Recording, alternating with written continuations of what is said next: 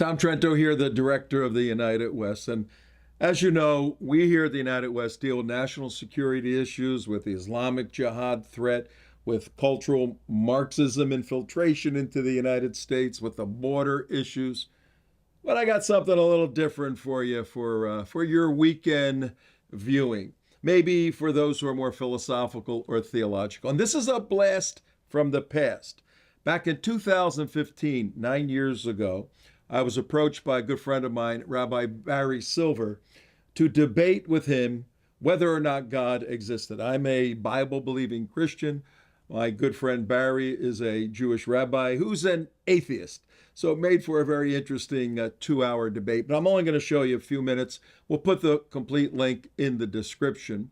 But I wanted to show you where both of us took a couple of minutes to speak about our Zionism. Though Barry and I disagreed about everything in life, we both were strong supporters of Israel.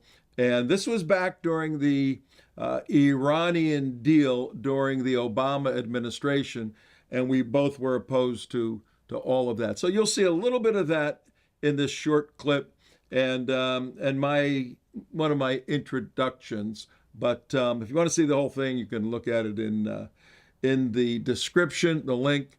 And Barry was an interesting guy. Unfortunately, earlier this year, he died of cancer. He's no longer with us. I did many debates with him. So enjoy our time together and in this video, and have a wonderful weekend. Oh, and they're going to say something about Iran. 1 minute each. Yeah, hi, Tom Trento. Barry and I are friends for a very long time. We disagree on virtually everything in life except Zionism. I come from the Christian persuasion as a Zionist. Barry, obviously, from the chirping phone Jewish persuasion. There is a chirping phone over here somewhere. But we stand in complete solidarity on the fact that Iran is an evil nation behind most of the terrorism worldwide for the past 30 years. And Israel is...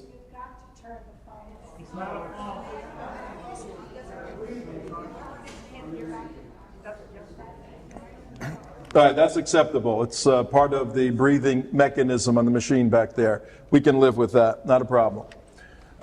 And we have a debate going on a global debate going on in the U.S. Congress. And my opinion is very, very clear.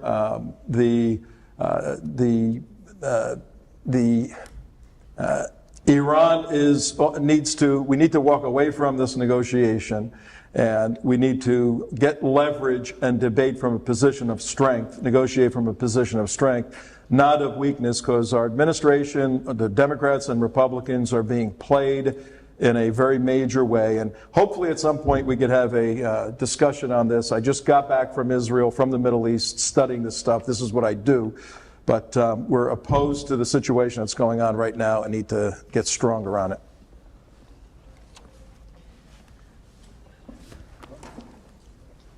I do want to thank Steve West very much for arranging all of these amazing discussions and for allowing me the privilege of being here to discuss a very interesting topic with my good friend Tom Trento. I thank you very much. I also thank Tom for his amazing work that he does to alert people about the dangers of radical Islam. And I encourage you to track him down on the internet. I'm not that sophisticated, but he does amazing work. My yarmulke is off to him. He does great work trying to alert people about this. I did suggest that we start out speaking about Iran because I do like to explore areas that we have in common, especially with friends. And Tom, I consider a good friend. And we do share much in common, not just Israel, but also radical Islam and Iran.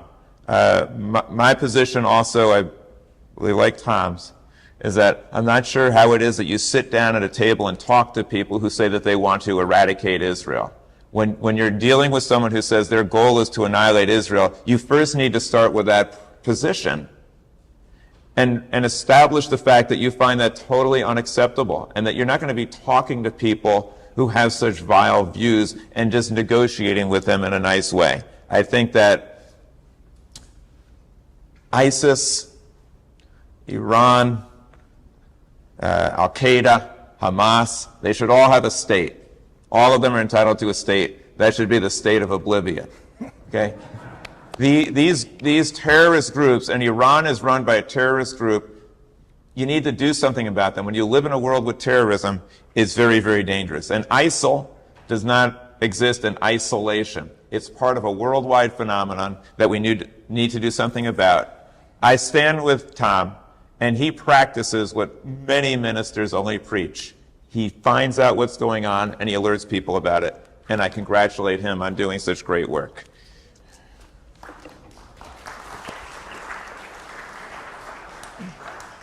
Now the fun starts.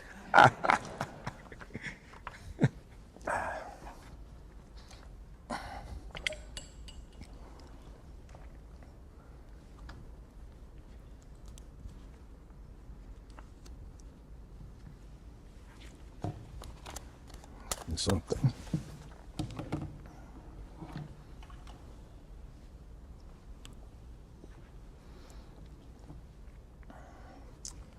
Good, certainly good to be here this evening. I'm glad the rain didn't keep everybody away. My name is Tom Trento. I direct an organization called The United West. It's a counterterrorism investigative research organization.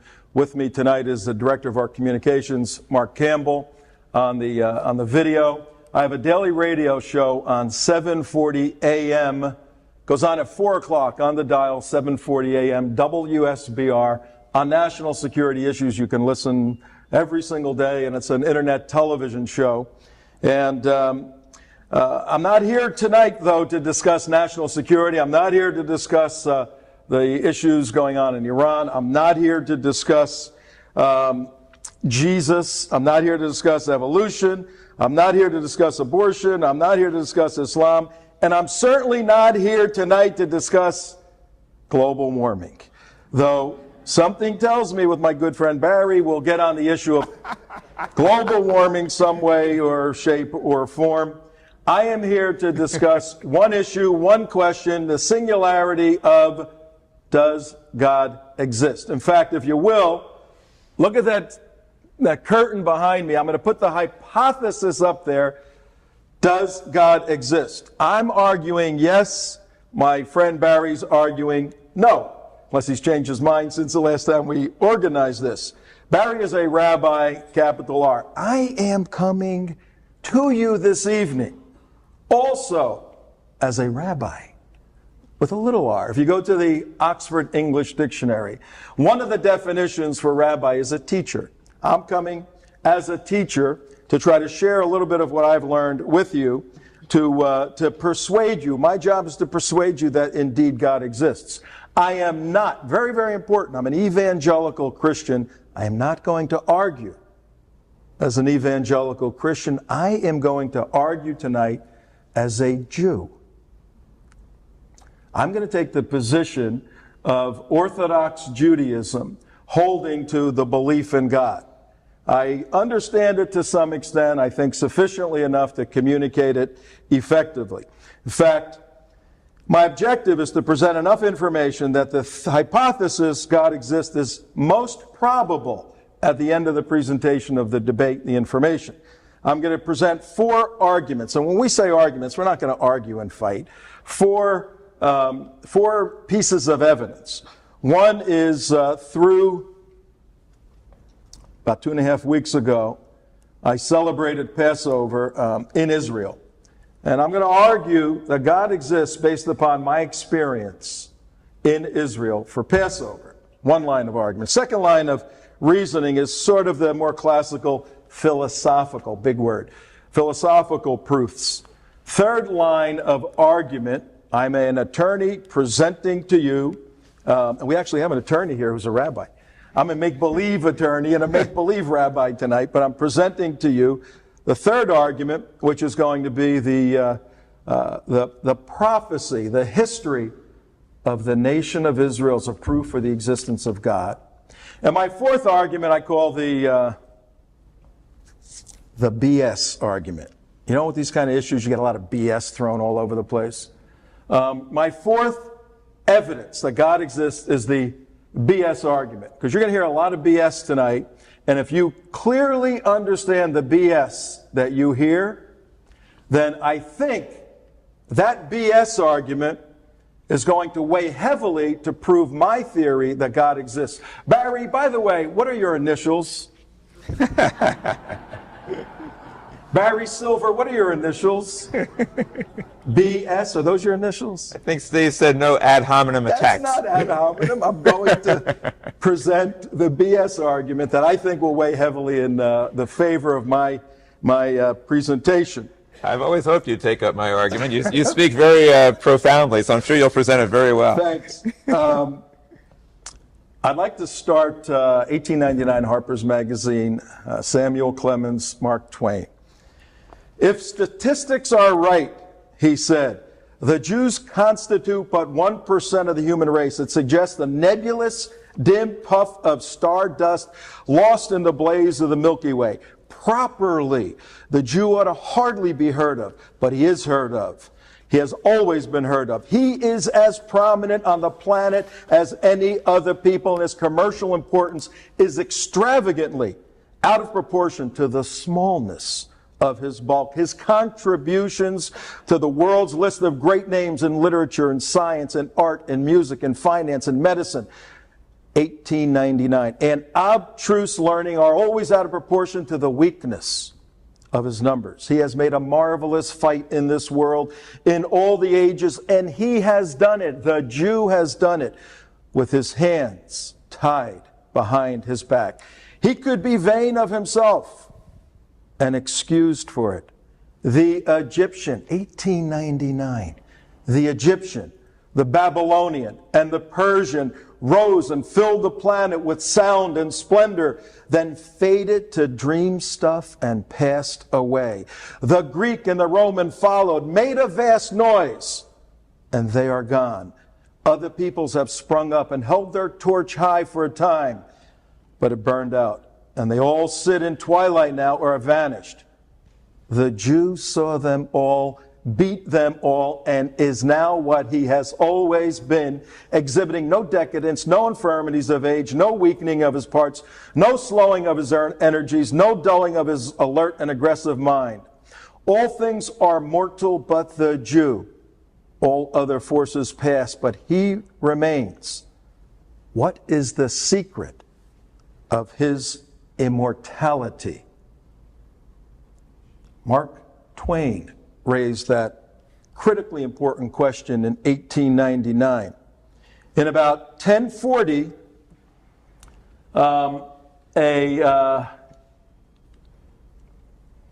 king was perplexed and summoned the head rabbi.